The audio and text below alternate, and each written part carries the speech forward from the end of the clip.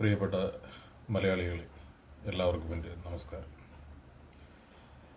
ഞാൻ ഇങ്ങനെ ആലോചിക്കുകയായിരുന്നു, നമ്മുടെ പ്രധാനമന്ത്രി രാജ്യത്തെ അഭിസംബോധന ചെയ്യുമ്പോൾ ഇന്ത്യ മൂന്നാമത്തെ സാമ്പത്തിക ശക്തിയായി മാറി എന്ന് പലവട്ടം പറയുന്നത് കേട്ടിട്ടുണ്ട്. സത്യത്തിൽ ഇന്ത്യ മൂന്നാമത്തെയോ രണ്ടാമത്തെയോ ഒന്നാമത്തെയോ സാമ്പത്തിക ശക്തിയായി മാറിയതുകൊണ്ട് ഇന്ത്യക്കാർക്ക്, ഇവിടെ സാധാരണക്കാരായിട്ടുള്ള കോടിക്കണക്കിന് ജനങ്ങൾക്ക് എന്ത് മെച്ചമാണ് ഉണ്ടായത് എന്ന് പ്രധാനമന്ത്രി വ്യക്തമാക്കണം. പെട്രോളിൻ്റെയും ഡീസലിൻ്റെയൊക്കെ വില വർദ്ധിച്ചു, സാധനങ്ങളുടെ വില വർദ്ധിച്ചു.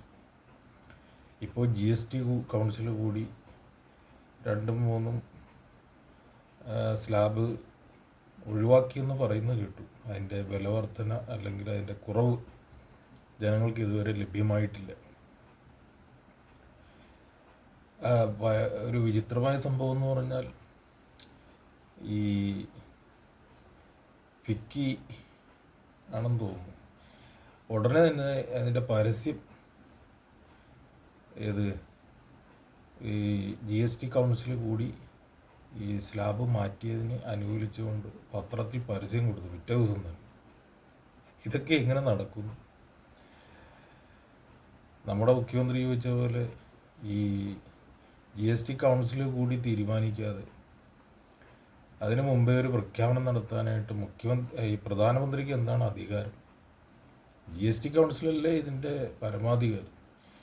അപ്പോൾ ഇവിടെ മുഴുവൻ നടക്കുന്നത് ഒരു ഷോ പരിപാടിയാണ്. അത് നിങ്ങൾ മനസ്സിലാക്കണം. ജനങ്ങൾക്ക് യാതൊരു പ്രയോജനവുമില്ലാത്ത പ്രഖ്യാപനങ്ങൾ. നിങ്ങളൊന്ന് ചിന്തിക്കണം. ഈ മഹാത്മാഗാന്ധി ബ്രിട്ടീഷുകാരുമായി ചർച്ച നടത്താൻ വട്ടമേശ സമ്മേളനത്തിന് ബ്രിട്ടനിൽ പോയപ്പോൾ വെറുമൊരു മുണ്ടും ഒരു മേൽമുണ്ടും മാത്രം ധരിച്ചുകൊണ്ടാണ് വിമാനത്തിൽ ബ്രിട്ടനിൽ ചെന്ന് ചർച്ച നടത്തി. ആ ചർച്ചയുടെയൊക്കെ ഫലമായി ഇന്ത്യക്ക് സ്വാതന്ത്ര്യം ലഭിച്ചു. അതാണ് ആ ചർച്ചയുടെ ഗുണം. അതായത് ആളിനാണ് വില, അവരുടെ വസ്ത്രങ്ങൾക്കോ അല്ലെങ്കിൽ അവർ സഞ്ചരിക്കുന്ന വാഹനങ്ങൾക്കോ അല്ല വില. ഇത് നമ്മുടെ പ്രധാനമന്ത്രി മനസ്സിലാക്കേണ്ടതുണ്ട്. പ്രധാനമന്ത്രി 9,000 കോടി രൂപയുടെ വിമാനത്തിൽ സഞ്ചരിക്കുമ്പോൾ രാജ്യത്തിൻ്റെ അഭിമാനം വാനോളം ഉയരുന്നില്ല. മറിച്ച് ഇവിടുത്തെ ഓരോ സാധാരണക്കാരനും നല്ല നിലയിൽ ജീവിക്കാനായുള്ള ഒരു സാഹചര്യം ഒരുക്കിയാൽ അത് ഈ രാജ്യത്തിന് അഭിമാനിക്കാവുന്ന, ഈ രാജ്യത്തോടുള്ള ജനങ്ങളുടെ ദേശസ്നേഹം വർദ്ധിക്കാനായിട്ടുള്ളൊരു കാരണമാകും. എനിക്ക് പറയാനുള്ളത്, ദേശസ്നേഹം വർദ്ധിക്കാനായിട്ടുള്ള ഏറ്റവും നല്ല മാർഗമാണ് ദേശത്തെ പൗരന്മാർക്ക് അവരെ സാമ്പത്തികമായി പ്രബുദ്ധരാക്കുക അല്ലെങ്കിൽ ശക്തരാക്കുക. സ്ത്രീകളെ ശക്തരാക്കുന്നത് പോലെ, ശാക്തീകരിക്കുന്നത് പോലെ ജനങ്ങളെ മുഴുവനായി സാമ്പത്തികമായി ശാക്തീകരിക്കണം. അതിനുള്ള പദ്ധതികളാണ് നടപ്പിലാക്കേണ്ടത്. ബാങ്ക് ലോണ് തന്നിട്ട് കാര്യമില്ല. ഇപ്പോൾ ഈ എന്തൊക്കെ ലോണുകൾ ഇഷ്ടംപോലെ ഉണ്ടല്ലോ, ഇതൊന്നും കൊണ്ട് കാര്യമില്ല. ലോണുകളൊക്കെ തിരിച്ചടയ്ക്കേണ്ടി വരും. ബിസിനസ് നഷ്ടത്തിൽ പോയാൽ തിരിച്ചടയ്ക്കാൻ പറ്റാതെ വരും. അപ്പോൾ ആളുകൾ പിന്നെയും പടുകുഴിയിലേക്കാണ് പോകുന്നത്. അതിന് പകരം ആളുകൾക്ക് വെൽഫെയർ സ്കീമുകൾ ഇൻട്രൊഡ്യൂസ് ചെയ്യുക. ഞാൻ ഇത് പറഞ്ഞത്, നമുക്ക് കേരളത്തിൽ ഇപ്പോൾ ഇലക്ഷൻ വരികയാണ്.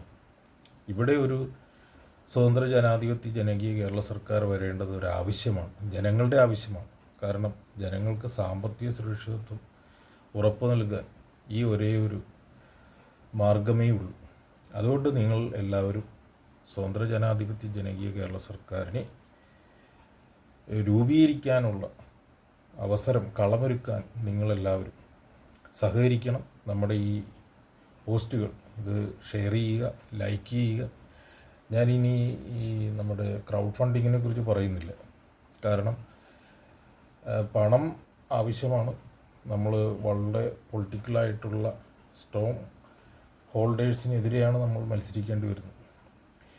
പക്ഷേ അത് നിങ്ങൾക്ക് ബോധ്യമുണ്ടെങ്കിൽ നമ്മൾക്ക് പണച്ചെലവില്ലാതെ തന്നെ നമ്മുടെ സ്വതന്ത്ര ജനാധിപത്യ ജനകീയ കേരള സർക്കാർ രൂപീകരിക്കാനായിട്ട് സാധിക്കും. ഏതായാലും അതൊക്കെ നിങ്ങളുടെ തീരുമാനത്തിന് ഞാൻ വിടുന്നു. പണമുണ്ടെങ്കിലും ഇല്ലെങ്കിലും സ്വതന്ത്ര ജനാധിപത്യ ജനകീയ കേരള സർക്കാർ അടുത്ത തവണ കേരളത്തിൽ അധികാരത്തിൽ വരാൻ പ്രതിജ്ഞാബദ്ധമാണ്. നിങ്ങളുടെ ഓരോരുത്തരുടെയും അകമഴിഞ്ഞ സപ്പോർട്ട് ഞാൻ അതിനു വേണ്ടി അഭ്യർത്ഥിക്കുകയാണ്. ഞാൻ നിങ്ങളുടെ സ്വന്തം Sonimon K Mathew. Thank you very much.